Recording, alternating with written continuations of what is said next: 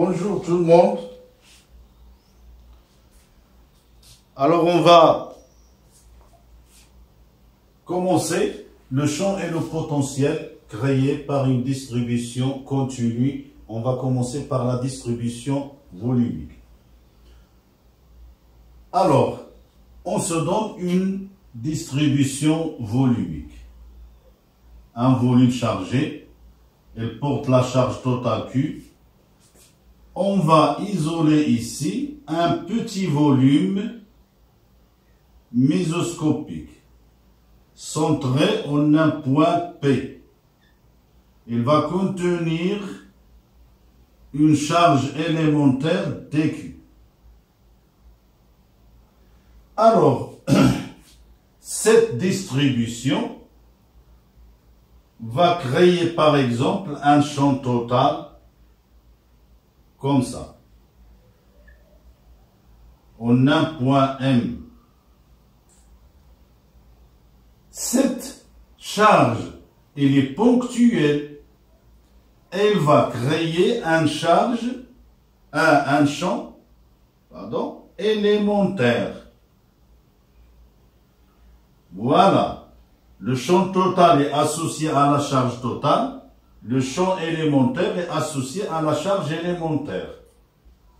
De même, elle va créer un potentiel élémentaire. Comment on va calculer, comment on va exprimer DE et DV? Cette charge, elle est ponctuelle.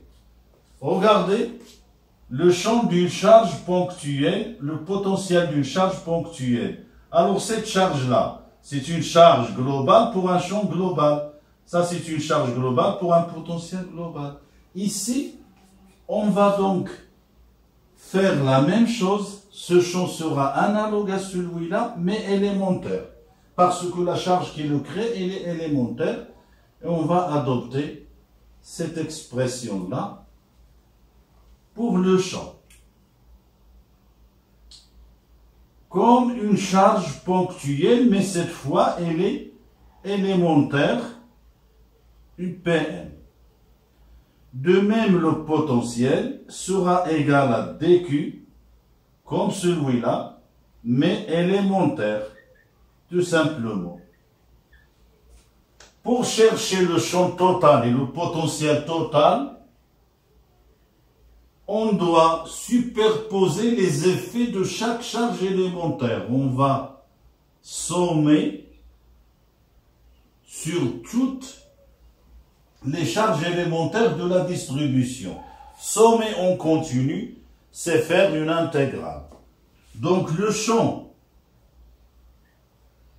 en M sera l'intégrale de DE sur l'étendue de la distribution sera l'intégrale aussi, pas encore, ici, de la distribution de dQ sur 4 πy0 pm au carré UPM.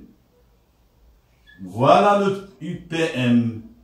Elle est de P vers M comme dans la charge ponctuelle. Or, on peut définir en P une densité volumique de charge qu'on a déjà discuté dans la vidéo numéro 1 sur l'électrostatique. Donc le champ en M sera égal à une intégrale triple. Maintenant, je vais remplacer dQ par ρ en P d taux UPM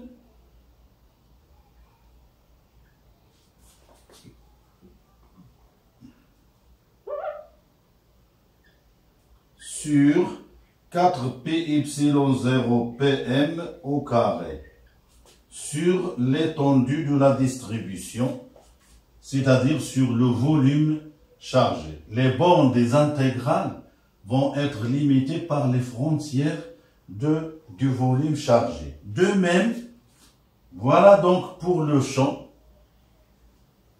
total créé par une distribution volumique de charge.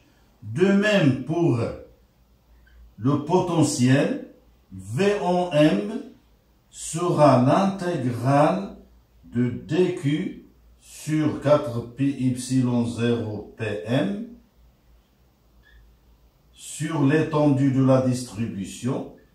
Donc, implique que le potentiel en M va être égal à l'intégrale triple sur l'étendue de la distribution ρ en P d'étau sur 4πy0 pm. Et je rappelle que cette expression du potentiel est valable pour une distribution finie, parce que on a déjà posé l'hypothèse, bien la condition, on a pris le potentiel nul à l'infini, s'il n'y a pas de charge à l'infini. Maintenant, on passe à E et V créés par une distribution surfacique.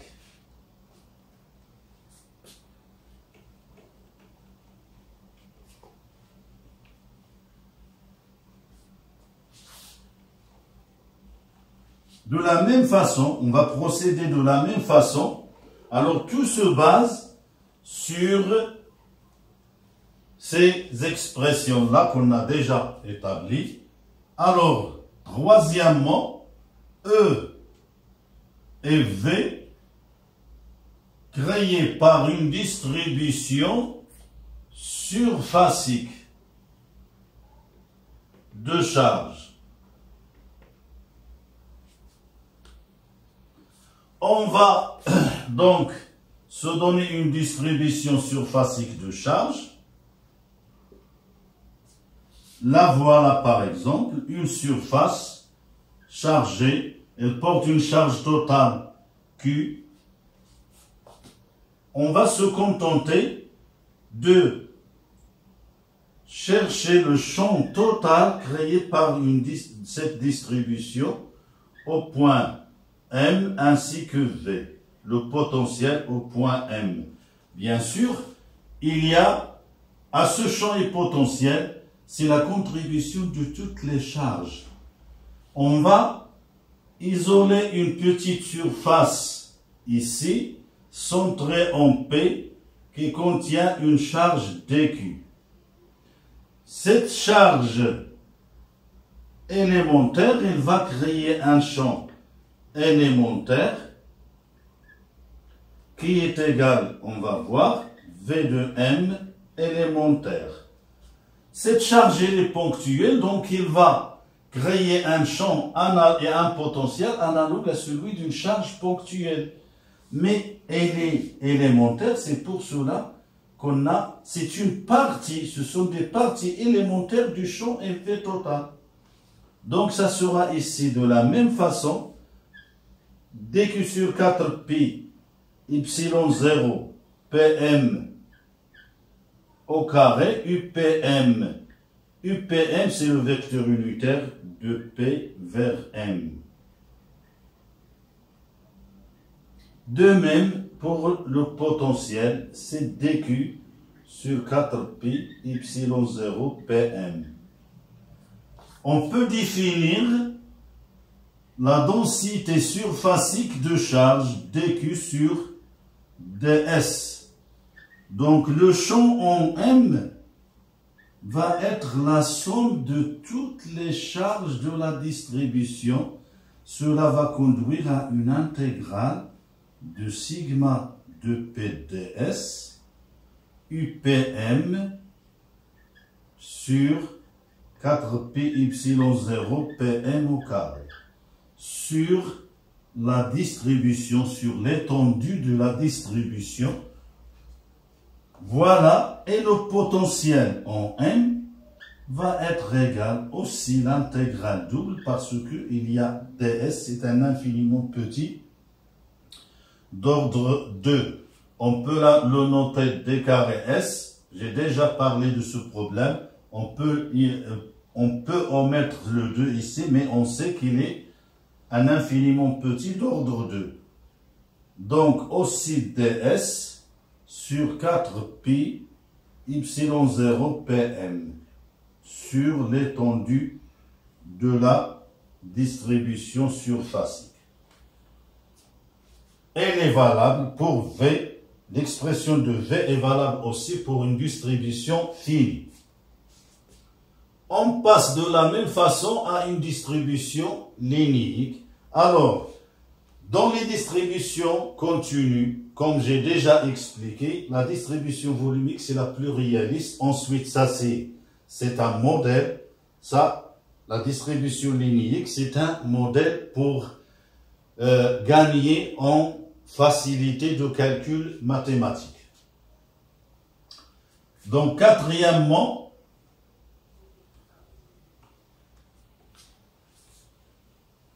champ et potentiel créés par une distribution linéaire.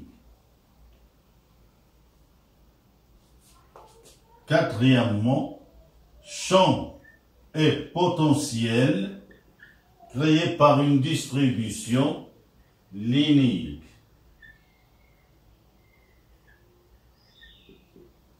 On se donne une distribution linéaire de charge totale Q.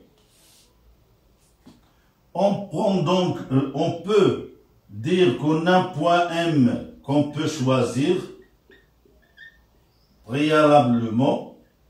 Ici, le champ et le potentiel total créé par la distribution. Je peux prendre donc un élément de longueur dl centré en P. Il va contenir une charge dq qui sera considérée ponctuelle. Donc le champ sera analogue à ces champs-là, mais cette fois, ils seront donc dE en M élémentaire sera égal à dQ toujours sur 4pi y0 pm au carré UPM. Le UPM, c'est de la source ponctuelle ici vers M. Le point où on s'intéresse aux effets. De même pour le potentiel, ça sera égal à dQ sur 4pi y0 pm. On a remplacé, on a fait ici dE, dQ, dV, dQ.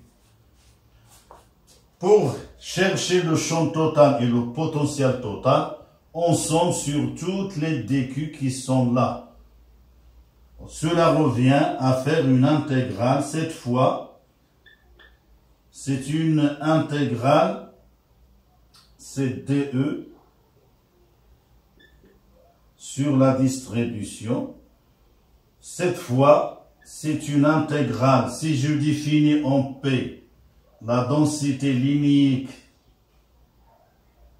de charge, je vais faire lambda en P fois dl UPM sur la distribution, l'étendue de la distribution sur 4pi y0 pm au carré. De même, le potentiel sera l'intégrale de dV sur la distribution.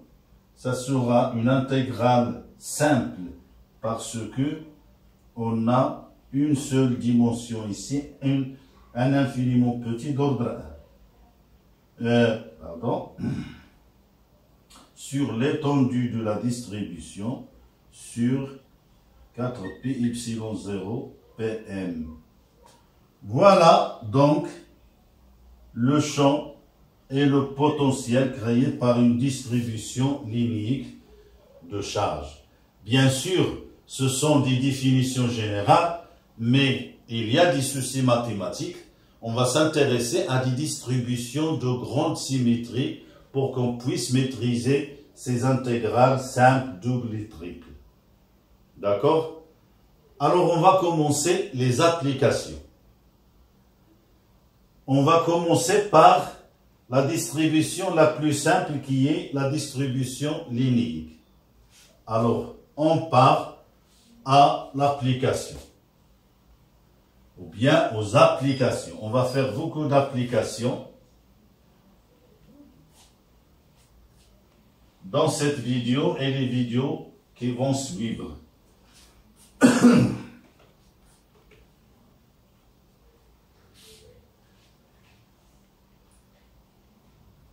Alors, application 1. On va s'intéresser au champ, par exemple, créé par un segment droit chargé uniformément par une densité linéaire lambda constante. Voilà par exemple, je vais considérer, donc je vais d'abord champ créé par un segment AP chargé uniformément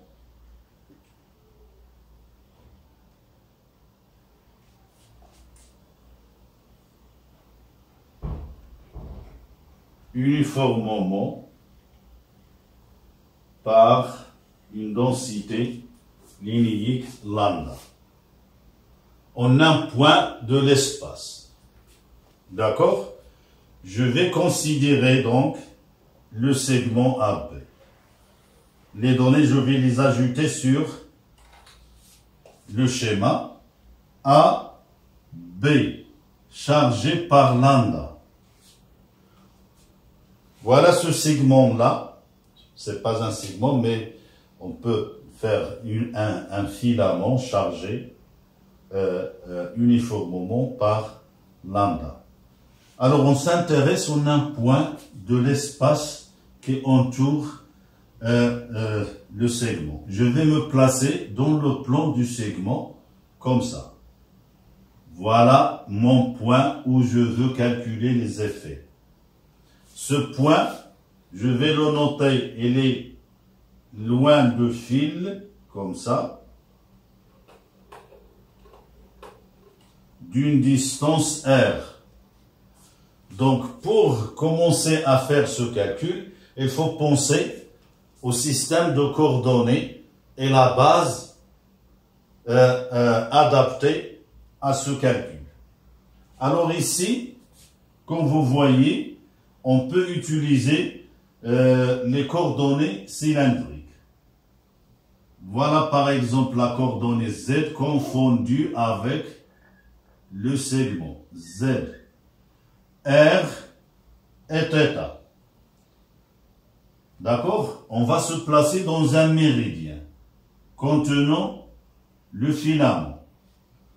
Pour M, donc on va adopter la base cylindrique.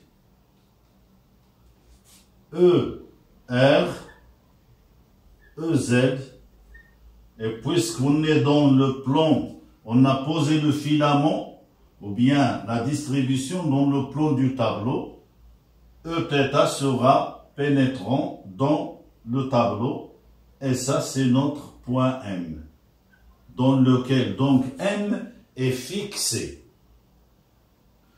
On va s'intéresser aux charges comprises entre A et B. C'est ça les bornes de la distribution. Je vais noter l'angle sur lequel on voit le segment de M. C'est très pratique d'utiliser des angles lorsque la distribution est linéaire.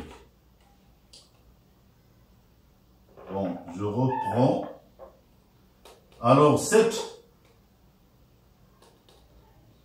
ces techniques de calcul sont valables aussi dans la magnétostatique. Ces calculs se répètent. Alors, ici, je vais noter alpha 2. Ici, je vais noter alpha 1. Des valeurs positives. Alors, je vais prendre un élément de longueur. Celui-là, par exemple. compris, donc je prends ça, l'origine, OZ, cette longueur centrée en P. Bon, je déplace lambda, centrée en P. Il va contenir une charge dQ. Cette longueur, maintenant, on ne va pas l'appeler longueur. Cette longueur, elle est comprise entre Z et Z plus DZ. Ça veut dire ça, c'est DZ. Ça, c'est Z. Et ça, c'est DZ. Algébrique. Donc, centrée en P, elle va créer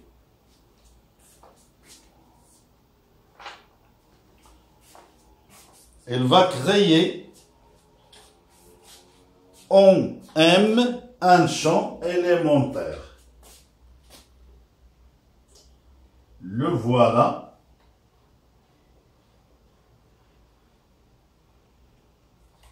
Un champ élémentaire DE en M.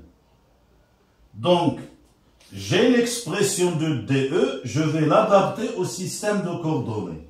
Alors, c'est très pratique de repérer avec un angle. Ce alpha va varier, donc les bornes de la distribution, on part de A, on arrive à B.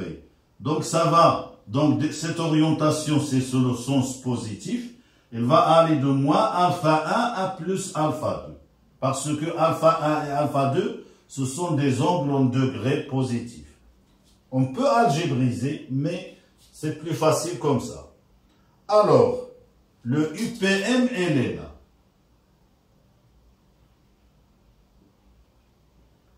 Voilà.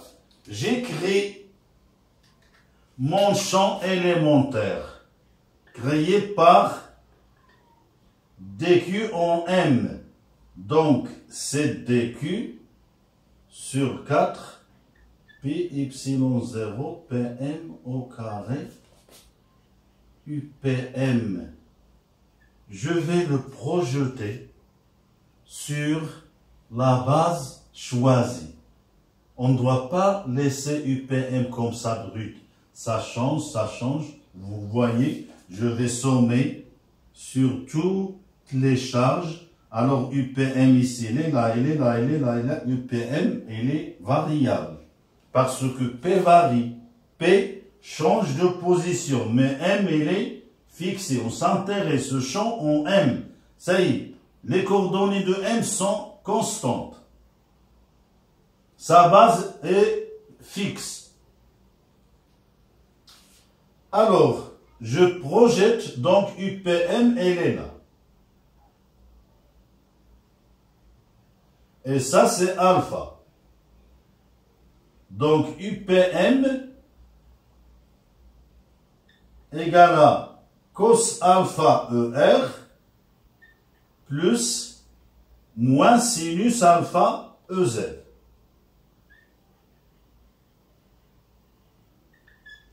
Le champ, donc, il a deux composantes. Égale donc DQ, je vais la remplacer. Je vais donc poser lambda égale à DQ sur DZ maintenant. Ça y est, j'ai adopté des coordonnées. On ne va pas laisser DL. Lambda DZ, cosinus alpha sur 4 pi y0 pm au carré, ER. Ici, moins lambda dz sinus alpha sur 4 pi y0 pm au carré, EZ.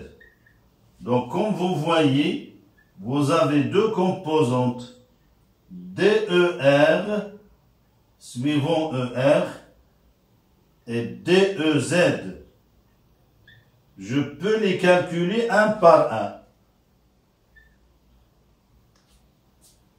D'accord? C'est DER plus DEZ. On commence par DER. Donc le champ en M va être égal, le champ suivant R, ER, ou bien E indice R tout simplement, la composante de E sur ER, plus sa composante sur EZ.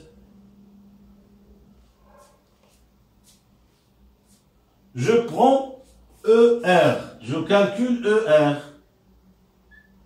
C'est l'intégrale de DER. Oui, sur le segment AB. Égale donc l'intégrale sur le segment AB de lambda cosinus alpha ER sur 4pi epsilon 0 pm au carré fois dz. dz cos alpha. D'accord? Alors, je vais faire sortir de l'intégrale tout ce qui est constant. Lorsque je me déplace de A à B, alpha varie de moins alpha 1 à alpha 2. dz varie de moins ZA à ZB. Ou bien de ZA à ZB. PM aussi varie. PM varie. PM ici, etc. Mais lambda reste constante. ER, c'est la base de M, elle est constante. Ça ne change pas cette base-là, parce que M est fixé. C'est les coordonnées de P qui changent ici. Donc le ER va être égal lambda sur 4pi epsilon 0 ER, l'intégrale de lambda dz cos alpha sur Pm au carré sur AB. Comme vous voyez, c'est une intégrale linéaire. Donc une seule variable suffit. Ici, dz varie, alpha varie, Pm varie. On doit les exprimer l'une en fonction de l'autre pour laisser une seule variable. Je préfère dans ce type d'exercice linéaire utiliser l'angle. D'accord? Je vais donc poser tangente alpha égale Z sur R. R est une constante. Donc, je calcule dz. C'est dz. Bon, j'exprime d'abord z, puis la différencier. Donc, z égale à R tangente alpha. dz, un peu de maths, R est une constante. C'est une coordonnée de M. C'est pas de P. Alpha est le repère P. Donc c'est d alpha sur cosinus carré alpha.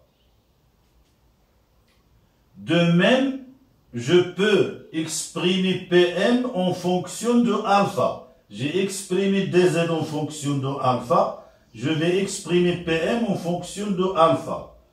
Le cos alpha, donc, je suis obligé d'utiliser l'hypoténuse. Pm, c'est ça en rouge. C'est Pm. Donc, cos alpha, c'est R sur Pm. Donc, Pm au carré, ça sera R carré sur cos carré alpha. Qu'on va remplacer ici. Donc, voilà une, voilà deux. J'ai exprimé dz en fonction de alpha et Pm au carré en fonction de alpha.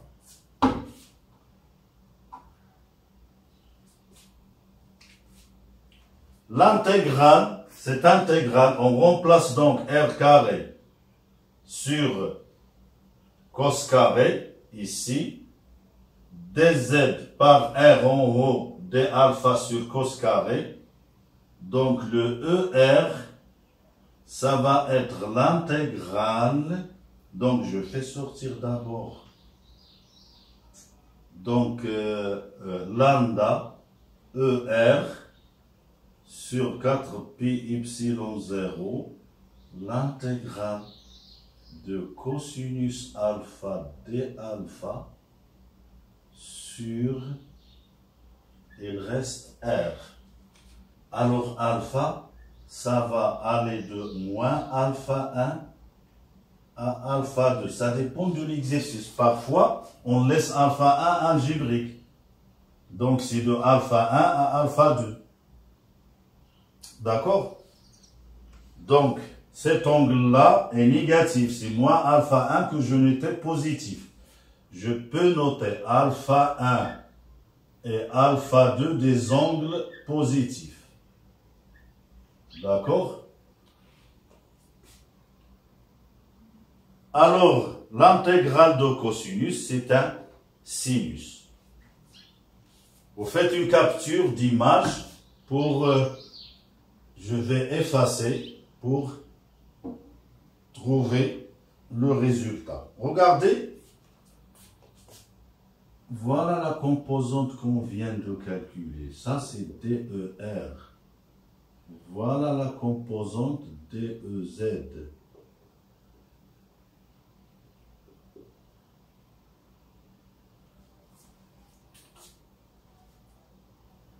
Alors, je calcule. Pardon. Je calcule ici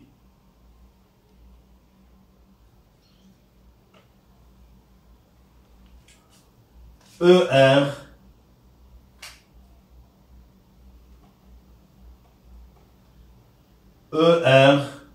en M égale donc R est une constante. On peut la faire sortir de l'intégrale.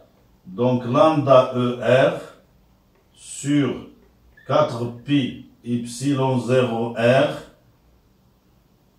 sinus alpha entre moins alpha 1 à alpha 2 tout simplement. Donc la composante R de M va être égale à lambda sur 4pi epsilon 0 R cosinus alpha 2 plus cosinus alpha 1 suivant ER. D'accord? Voilà la composante ER.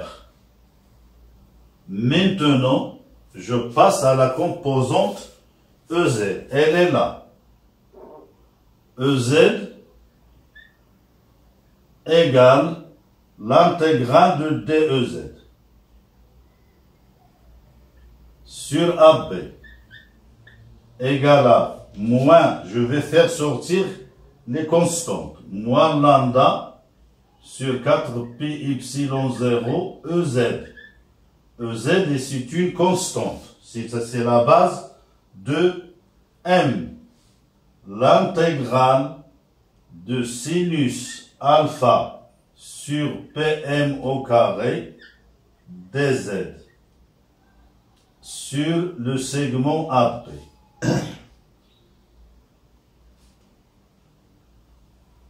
J'efface, ça y est, maintenant je peux effacer ça.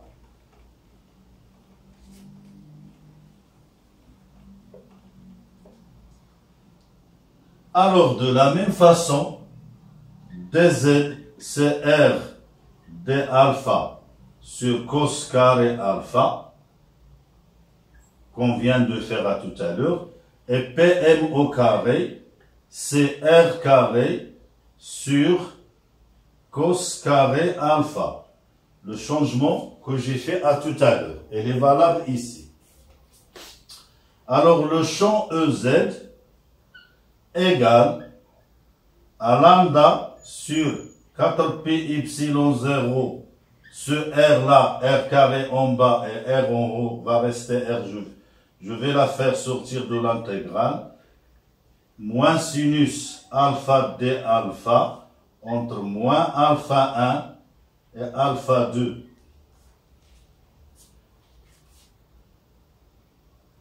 Alors, regardez, cette dérivée, c'est l'intégrale de ça, c'est un cosinus. EZ égale donc lambda sur 4pi epsilon 0 r, facteur de cosinus alpha 2 moins cosinus alpha 1. Le cosinus est pair. Le cos de moins alpha 1, c'est cosinus alpha 1. D'accord? Voilà donc la composante suivante EZ. Le champ total aura deux composantes, une suivant EZ et une suivant ER.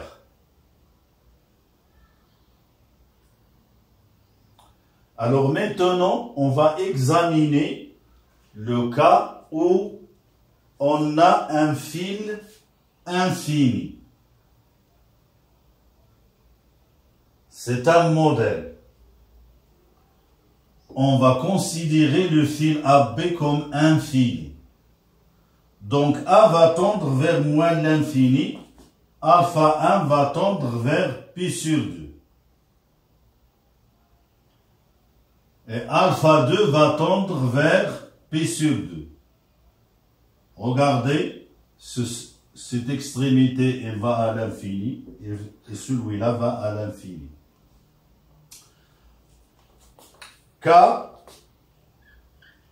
d'un fil infini.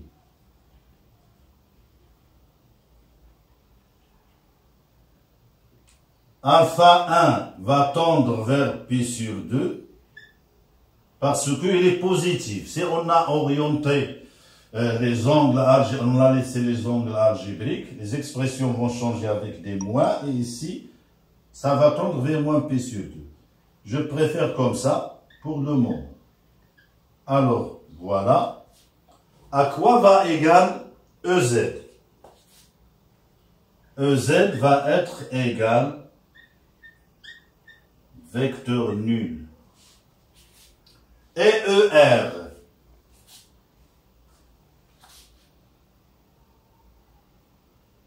ER, c'est celui-là.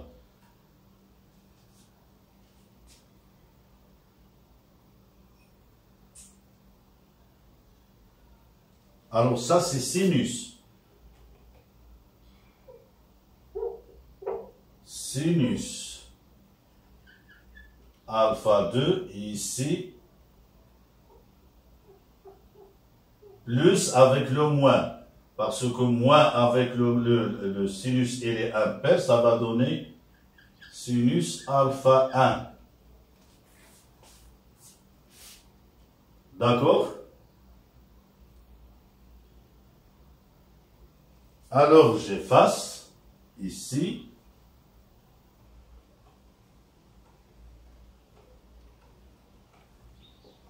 Ici, ce sont des sinus. Voilà l'intégrale. Donc, ER de M va donner sinus pi sur 2 plus sinus pi sur 2. Donc, ça va donner lambda sur 2pi epsilon 0 R ER. Voilà le champ ER. Donc, pour un fil infini,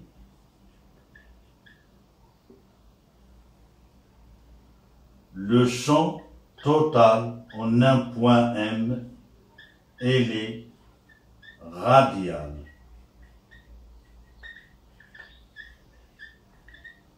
Elle est radiale comme ça. Voilà le fil infini. Voilà le champ total créé par la distribution. Ici, ce R et M, elle est là. Elle est radiale, chargée uniformément par lambda. C'est un champ radial. Alors, comme on a calculé ici, on peut le calculer ici, ici, etc. Dans n'importe quel méridien, on peut poser cette distribution sera invariante par rotation.